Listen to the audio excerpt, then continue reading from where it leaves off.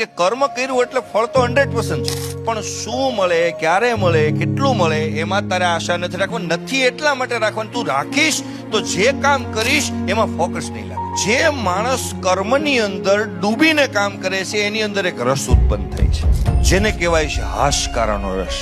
એ જે રસ નીકળે છે એ રસને હાથમાં રાખજો, એને બીજા હાથમાં એનું મૂલ્ય લગાડજો.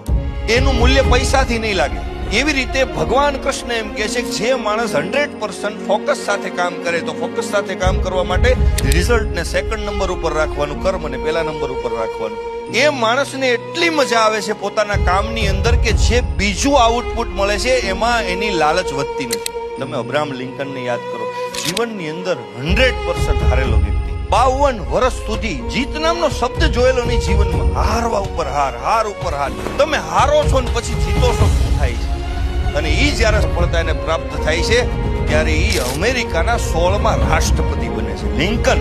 અને રાષ્ટ્રપતિ ભવનની અંદર કોઈ એને પૂછે છે વિરોધ પક્ષ વાળા કે તમે ભલે રાષ્ટ્રપતિ બન્યા પણ તારા બાપા શું કરતા એ ભૂલી ન જતા કે તારા બાપાએ મારા બૂટ સીવ્યા હતા.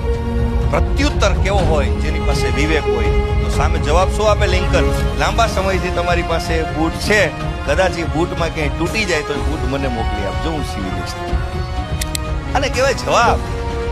આ સંઘર્ષથી મળે, આ શોર્ટકટથી નથી મળતું.